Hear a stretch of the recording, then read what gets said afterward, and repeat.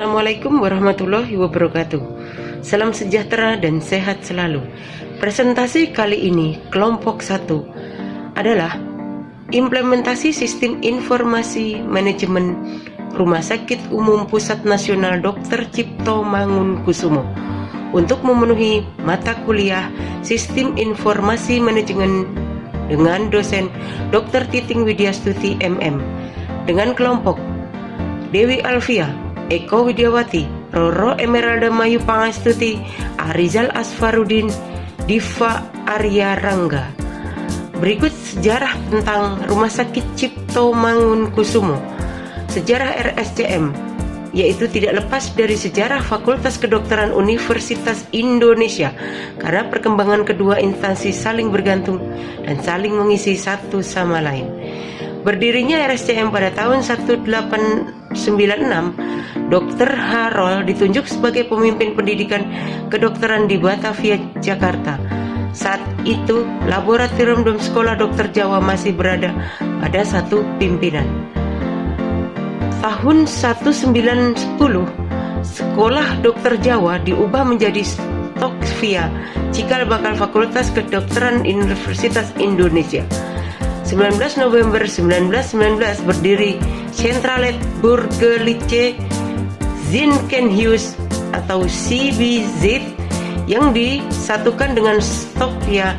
Sejak saat itu, penyelenggaraan pendidikan dan pelayanan kedokteran semakin maju dan berkembang fasilitas pelayanan. Berikut adalah makna nilai budaya Rumah Sakit Cipto Mangunkusumo. Yang pertama yaitu profesionalisme, dan yang kedua kompeten, dan yang ketiga bertanggung jawab dalam menjalankan peran untuk memberikan yang terbaik, berorientasi pada keselamatan, melayani dengan hati, proaktif, peka, dan tanggap terhadap kebutuhan pelanggan. Lalu ini ada visi RSUPN Dr. Cipto Mangunkusumo, yaitu menciptakan pengalaman istimewa untuk semua melalui academic health system, atau creating an infinite experience for all through integrated and wonderful service. Lalu ini ada misi RSUPN Dr. Cipto Mangunkusumo, yaitu memberikan pelayanan kesehatan paripurna dan bermutu serta terjangkau oleh semua lapisan masyarakat, melaksanakan penelitian kedokteran dan penelitian pendidikan kedokteran bertaraf internasional, lintas disiplin untuk mengatasi dan mengantisipasi masalah kesehatan di masa depan. Di sini RSCM mengimplementasikan bed-king system untuk pasien BPJS Kesehatan. Dalam pelayanan kesehatan untuk meningkatkan mutu layanan yang lebih baik kepada peserta maupun terhadap provider layanan kesehatan rumah sakit, maka dikembangkanlah suatu metode handshake antar sistem yang biasa disebut dengan bed-king system. Nah, apa sih bed-king system? Nah, bed-king system ini merupakan penggunaan fasilitas teknologi informasi web service yang memungkinkan dua sistem yang berbeda pada saat yang sama mampu melakukan dua proses tanpa adanya intervensi. Nah, satu sistem pada sistem lainnya secara langsung sehingga tingkat keamanannya dan kerahasiaannya masing-masing sistem tetap terjaga. RS Cipto Mangunkusumo ini mengimplementasikan bridging system guna meningkatkan pelayanan kepada peserta BPJS Kesehatan. Nah, di sini dengan mengimplementasikan sistem tersebut, seluruh loket RSCM telah terintegrasi dengan sistem informasi manajemen BPJS Kesehatan dari proses pendaftaran sampai dengan proses klaim. Untuk meningkatkan efektivitas entry data processing, efisiensi penggunaan sumber daya, dan lebih cepat dalam pengelolaannya, baik klaim, piutang, verifikasi, dan sebagainya. Nah, bagi rumah sakit, sistem ini dapat meningkatkan layanan administrasi peserta, menghebat SDM dan sarana prasarana, perekaman data pelayanan kesehatan, dan proses pengajuan klaim menjadi lebih cepat, serta penyelesaian intensif pelayanan juga berdasarkan beban kerja juga lebih cepat diselesaikan. Verifikasi mengenai SIM. Di sini BPJS Kesehatan, sistem ini tuh bisa meningkatkan akurasi data peserta, proses verifikasi dan klaim jadi lebih cepat. Nah, kecepatan pengolahan data dan informasi layanan juga bisa meningkat serta adanya transparansi pembiayaan karena perekaman data pada setiap sistem sama. Dalam kesempatan ini Menkes, seluruh rumah sakit vertikal sudah mengimplementasikan bridging system agar pelayanannya semakin memuaskan. Nah, bridging system ini sudah diimplementasikan lumayan banyak di RS rumah sakit di Indonesia. Bisa dilihat di sini flowchart alur penerimaan pasien isolasi rawat jalan di RSCM. Pertama, pasien menuju isolasi rawat jalan diterima oleh petugas CM melakukan pendaftaran. Di sini pasien terbagi menjadi dua, yaitu pasien BPJS dan pasien umum. Bagi pasien umum harap menunjukkan pertama yaitu kartu identitas seperti KTP, SIM atau paspor. Terus yang kedua itu ada kartu berobat pasien. Nah, kartu berobat pasien ini untuk pasien lama.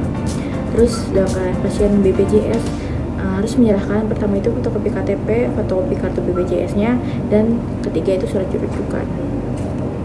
Setelah pasien BPJS maupun pasien umum sudah menyerahkan dokumen, selanjutnya itu adalah menunggu panggilan di antrian di depan poli tujuan masing-masing. Oke, setelah itu ada 4 option setelah itu ada 4 option, yaitu pertama pasien bisa pulang, kedua ada rawat inap, ketiga ada rujuk internal, keempat ada rujuk. Nah, untuk rawat inap ini sendiri terbagi menjadi dua, seperti pasien BPJS dan umum. Kalau misalkan pasien umum itu ada admission, terus setelah itu ada menuju instalasi IGD dan menuju ruang rawat inap. Begitu juga sama dengan pasien BPJS bila dirujukan harus rawat inap. Begitu juga dengan pasien yang umum. Yang kedua ada rujuk internal. Rujuk internal ini sendiri berbeda dengan umum atau BPJS. Nah, pasien umum sendiri ini setelah diharuskan rujuk internal, dia harus ke poli yang dituju. Sedangkan pasien BPJS harus konsul poli lain di hari berikutnya, jadi dia bisa di hari yang sama. Nah, untuk yang pulang langsung melakukan pembayaran ke kasir. Nah, yang keempat itu ada rujuk.